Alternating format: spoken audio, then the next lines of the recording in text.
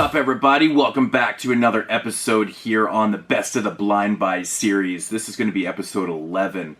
So if you're not familiar with the series, basically what this is pretty self-explanatory. These are films that I may have known about before, but I had not seen them before I purchased them. And if they turned out to be really good, they make this series.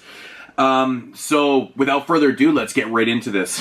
First up here is a film from 2010. It is a British film, and it is called Tony. Now, this one right here was like strictly straight up blind buy. I didn't even know much about this one at all. I picked this up used actually for a couple bucks, and it just sounded interesting. It sounded something I'd really enjoy, and it turned out to be very, very good. Basically, Ricky Grover, he stars as Tony in this film, and he's like a very socially awkward, strange individual that kind of lives in the slums of London and things like that. He's got a lot of mental issues and stuff. The thing is with Tony is that he's kind of a serial killer. When he gets into disputes with people and arguments and things like that, he winds up killing them. You know, he doesn't go out of his way to go and hunt down and kill people like a normal serial killer. It's more of a moment thing. You have a disagreement with him, he'll kill you. So this is basically a character study of Tony. He kind of gets into the psyche of him and what he's all about and things like that. He's a very strange guy. He's like obsessed with old action movies on VHS, so he goes out and he hunts for those and stuff. Instead of hunting people, he hunts for VHS tapes. It's a very intriguing film, I have to say. The performance by Ricky Grover is just outstanding as Tony. It's so believable. It's a really interesting watch. There's a lot of things that are going on in here. It's a very dark, kind of dark comedy in a sense. Very, it's got a lot of satire in it and things like that. But very, very worth the watch. It's so intriguing. It's a very quick watch, so it's only about like 75 minutes or something like that. But very endearing. It kind of sucks you right into this character. He plays it so well. It's this very awkward. It almost makes you feel awkward at times. But this ultimately turns out to be a very depressing type film to watch. It's interesting how quick it is, and you get so engulfed in the characters and stuff. And yeah, it's a good one. Check out Tony. I highly recommend this one. Had a blast with it. Thought it was cool. Next up here is a film from France, and it's from 2000, I think 11 or 12. This one came out in, and it is from the same directors that did Inside, and it's called Livid or Livide. Yeah, this is pretty cool. Very, I would say it's completely different than Inside, with the exception of someone going into a house. That's kind of interesting. But this one right here has got a pretty simple premise. It's about this girl named Lucy, I believe. She's kind of like a caretaker for this Madame Jezel. And she's like old and decrepit and dying and stuff like that. And she's bedridden. But anyways, Lucy's kind of an opportunist, and she kind of takes note of the rumors that this madame has a lot of wealth in the house, like jewels and things like that. So she gets this bright idea where she's going to call up her friends and devise this plan to break into the house because, well, she's bedridden. She can't really do anything about this, and she's really the only one in the house once the other caretaker leaves and stuff like that. And so yeah, that's what they do. They break into the house and they hunt for these riches, and it doesn't really go as well as planned. Yeah, shit starts going down inside the house. It's a very interesting, dark and atmospheric, slow burn type film. Supernatural. It's got some twists and turns in this one. It's really good. I really enjoy this one. If you like slow burns, very atmospheric films where, maybe the twists are going to surprise the hell out of you, Livide is definitely the one for you. It's not as gory and crazy as Inside, but it's good. It's good. It's cool to see directors come out of nowhere and do something pretty different, and they don't just have to amp up their last film with all the gore and stuff. This one relies on atmosphere and a little bit of story and how things kind of develop and stuff. Really cool film though. Highly recommend Livid or Livide, however you want to say it. Cool French flick.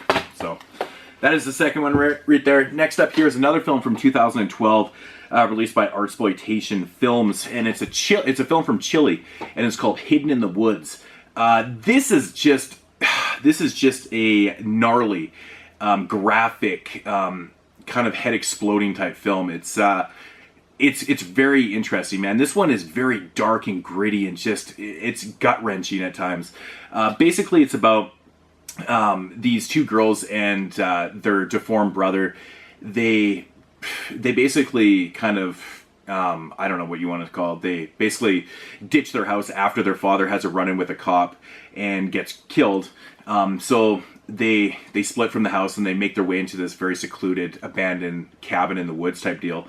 And now it's all about survival for the girls. They don't have any income, they don't have any money, and they've got this, this kind of half, retarded boy to deal with and stuff.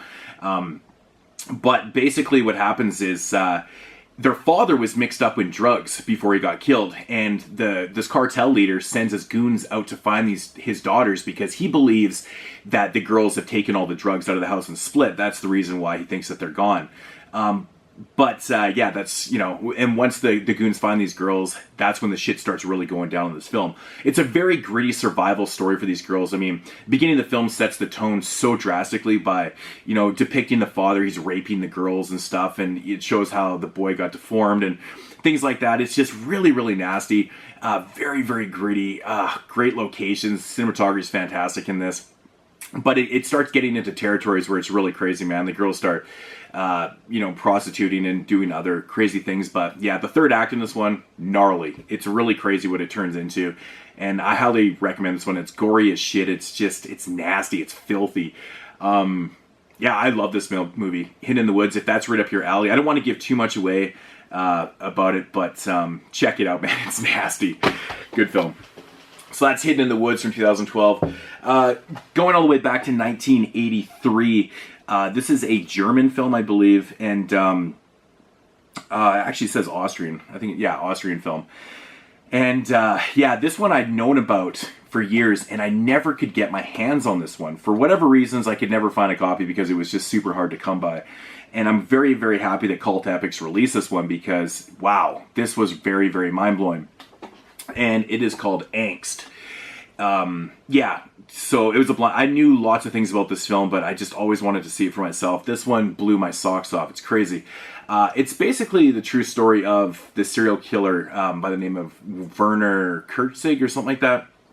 He was a mental he killed somebody, went to this mental institution, basically gets out of jail, or out of the institution. I think it's out of the institution. He spends like a bunch of years in there.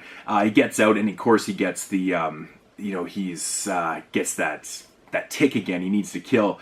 So after a botched attempt on a cab driver, he makes his way to this like secluded house where he comes in contact with his family, and he proceeds to do his deeds. This is just a phenomenal film. It is an amazing character piece on this character. You get right into the mind of him. The cinematography is nothing I've never seen anything like this in a film. It's just so amazing how the cinematography is like part of the story. It's shot so brilliantly, the angles used. It's something you have to see to believe. It's just shot so amazing. This film is like ultimately gut-wrenching. The way the violent scenes are shot in this film are just brilliant. Everything about this film is brilliant. The acting, the cinematography, the sets, the locations, the story is just brutal, but it's just on all levels of cinema. This is just a masterpiece. It really is a bona fide masterpiece, and it's just crazy that more people haven't seen this film. If you want to see a real gut-wrenching depiction of inside the mind of a serial killer, this is the film for you. I mean, it's beautiful. It's absolutely beautiful. The music is fantastic in this. It's just on all levels. It's, psychologically, it's amazing. It's just, it's psychological warfare on yourself while you're watching this. It's crazy. I absolutely love this film. This is a bona fide 10 out of 10 for myself. Just, I couldn't recommend this film enough, so do yourself a favor, go out and get this film. It's fantastic. Really, really good. Don't want to say too much more about it, but you got to check it out to believe it. And last up here for episode 11 is a film from Australia, and I didn't actually do this purposely, but I have a film from the UK, I have a French film, a film from Chile, an Austrian, and an Australian film. That's pretty interesting. From 1971, released by Draft House Films, and that's Wake and Fright. Now, this movie right here is just, it's nothing like anything you've ever seen before. It really is. I had never seen this film before. My man, Zach, recommended this movie to me, and I've watched this Blu-ray so many damn times. I actually watched this film again the other night because it's so captivating. It's so unlike anything ever. It's just so strange. I mean, Martin Scorsese has a quote on here. It left me speechless, and it really does. It's one of those type of films. It's basically about this school teacher from this small town where he finishes up for the summer, and he wants to head to Sydney, to the big city, spend his money and enjoy himself before he goes back to teaching, which he does not really enjoy. He stops off in the small town where he gets basically engulfed by this small town antics. He comes in contact with this police officer. They start drinking heavily. He's just getting introduced to everybody around there, and then he comes in contact with all these people playing this flip 'em game. Basically, what it is, it's like heads or tails, and they're all betting and getting crazy and stuff. And he just comes enthralled with that. He starts gambling, loses all his money, and then he kind of gets stuck there. But he's kind of sucked into the whole life, and he knows that he should be moving along, but he doesn't. He just doesn't, and so he starts hanging out with all these characters and stuff. It's pretty much the premise of the film. Donald Pleasance plays a crazy alcoholic doctor in this film that he comes in contact with, and he starts kind of be friends and stuff. This is it's like a nightmare in the daytime. Most of this film takes place in the day, and it's just so enthralling. I've never seen a film create such amazing atmosphere in the daytime. It's just you keep thinking to yourself, what world is this set in? Why are these people drinking all the time and playing these games? Where are they getting the money? None of this stuff is really explained, but it's so enthralling, and you get right. You're so involved in these characters and what's going on. You can't look away. It's a very engrossing film. Absolutely love this one. The performances are just fantastic. One thing I love about this film is you can tell it's so hot. Everyone's always sweating, but every time they take a sip of beer, they're just slamming back beers. And it's nonstop in the film. Nonstop hardcore drinking is just amazing. This film is really much known for this one specific scene where they're actually shooting real kangaroos. They actually hired a real hunting team to go out and shoot these kangaroos, so the film crew went out there and filmed it and stuff, and it's nasty. It's just gritty and brutal that happens in this one.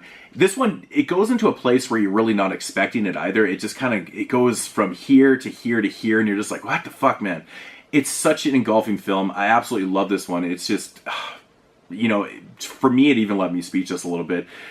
It's definitely one that you have to see for yourself. It's kind of like Angst. These are the type of films that you don't want to know too much about them. You get into them and just enjoy, really, really enjoy. I think Wake and Fright, it's not only my favorite Australian film, it might even be the best film ever to come out of Australia. And I love Australian cinema, don't get me wrong. I absolutely love it. If you watch my channel regularly, I praise Australian cinema. There's so much good exploitation out there. This is at the top of its form. This is just nothing, like I said, for the third time, that you've ever seen before. It's really good. It runs about 109 minutes, but it's worth every minute. It's just so, it's such a great film.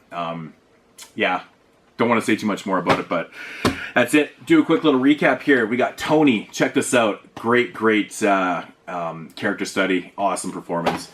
We got Livid from the directors of Inside, of course. Very atmospheric, dark film.